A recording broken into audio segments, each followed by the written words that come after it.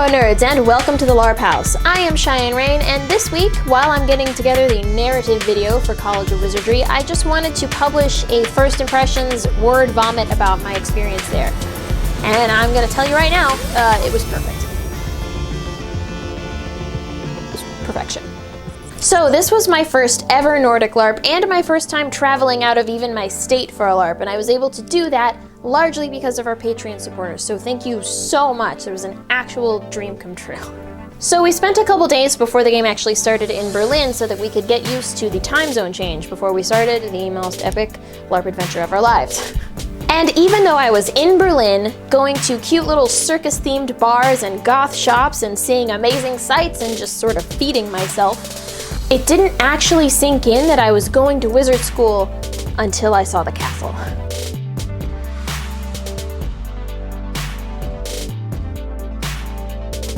Choha Castle, which is my new home. Okay.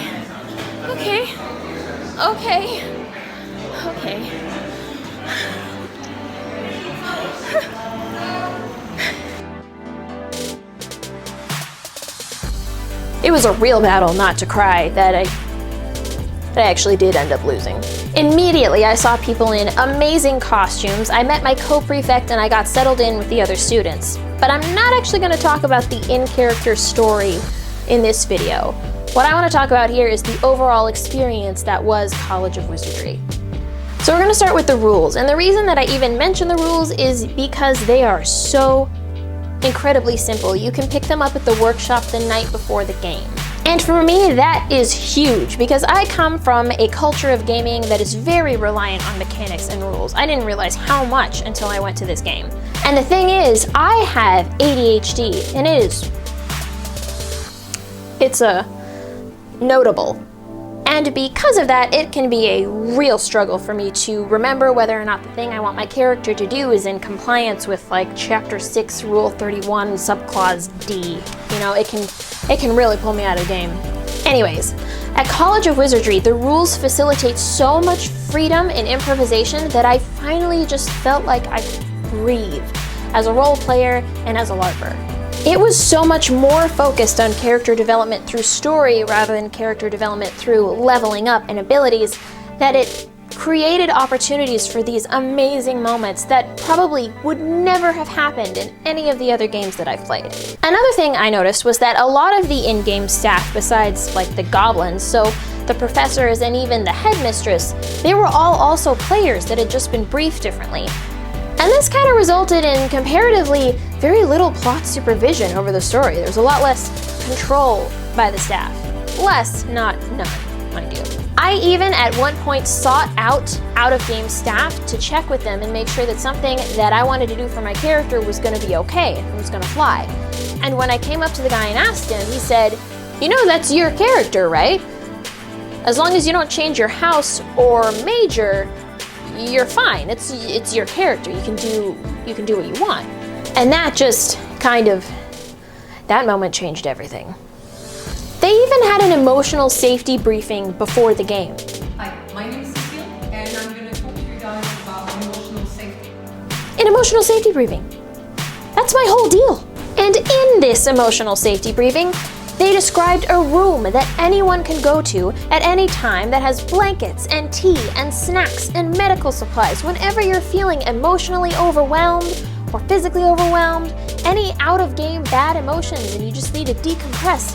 They have a room and they have people to talk to. It's just like, where have you people been in my life? Really, where? I love you so freaking much. I need to move here. I need to live here. I need to live in here. I need to go to here. Just the amount of trust that was there between the staff and the players and vice versa just created this whole community of emotional safety, and it really allowed for some beautiful moments. And the people I met, I only spent a couple days with them, but I love them so much. And I miss them. I guess there are just some things you can't go through together without liking each other afterwards. J.K. Rowling. And I have barely posted about any of this stuff since I've gotten back because I've just been so overwhelmed with happy feelings that I don't know where to begin. All I know though is that I do need to go back. I did spend a couple hours backstage on Saturday, no spoilers as to why yet, but I met staff and a couple NPCs, and it was suggested to me a couple times that I should volunteer and, you know, so they can make service of my art skills. And I just kind of blurted out, "I grant you my flesh vessel." And it wasn't even that weird. I felt so loved.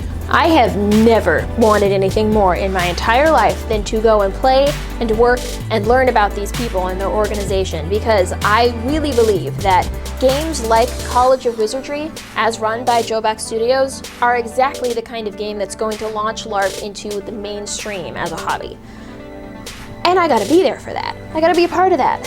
Whether it's playing, helping, whatever, I gotta go. And if my weird crafting skills can be of use to these people in some way, then 10 years of art school, well spent.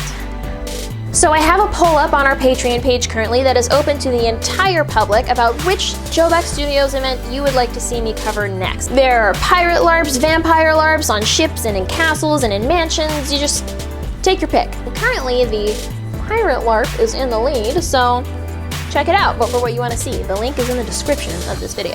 And luckily, I am selling a couple things as well as my old laptop in order to get a new, beefier laptop that will allow me to edit on the go. Which means that as long as I have internet, no matter how crazy my travels get, you guys will always get regular content. And thank you so much to everyone who helped me get to this point at which I am able to travel out of the country to LARP games to make videos for you guys. That absolutely blows my tiny mind. Thank you to our Patreon supporters, and thank you so much to Joback Studios for inviting me to the best experience of my life. And also, I'm gonna call it right now, and I have no problems doing this. Klaus Rosted, project coordinator for College of Wizardry, is the veritable king of the LARPers. Knighted. Whatever. I have not yet met you, sir, but you have my sword. Or my wand. Or my art hands. And I really want to see my wizard friends again, you guys. I really do. Micah, the grumpy dad prefect to my cool mom prefect. Bless you. Christoph, is that how you say your name? Your not a vampire resting face is going to give me comfort during the dark times, because it gets me. Nikolai, thank you so much for just kind of running with my personal plot and being so enthusiastic about it. And that resulted in me being able to sort of live out a fairy tale I've had in my head since I was a teeny tiny egg. Thank you. And Casper for being hilarious no matter what you played, including, but not limited to, one favorite goblin. Some cookies are coming your way, dude. Emma, who is just, we didn't get to play very much, but she's starting a YouTube channel soon, and she's probably the actual sweetest person I've ever met in my entire existence. And then, of course, Christian, the best ghost boyfriend, who I may or may not have orchestrated an entire castle-wide conspiracy after I left in order to sort of parsimoniously win a nose-booping game. Boy, did I win it. And those are just the people whose real names I know. There are so many people I had amazing interactions with who I don't know their actual names at all. I only know and love their characters, so as I get to know them, I probably won't stop talking about them.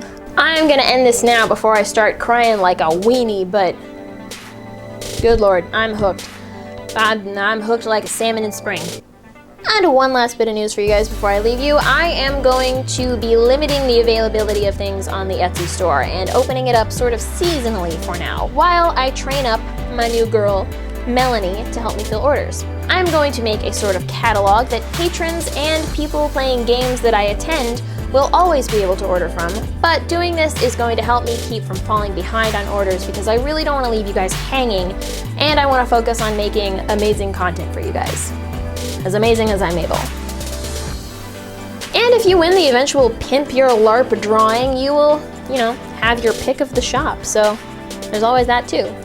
I am going to Japan for a couple days, and what is my life?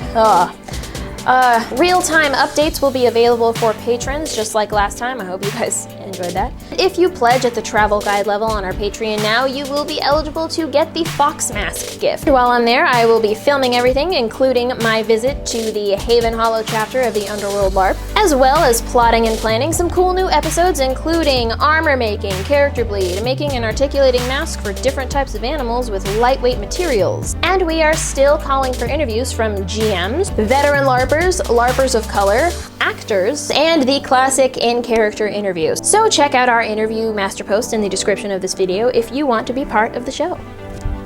And with that, I leave you for real now. And just remember that we love you, we cherish you, and if you have any questions, comments, or emotional outbursts, please feel free to message us. We are on Twitter, Tumblr, Facebook, and Instagram. And as always, nerds, like us, subscribe to us, fight with us.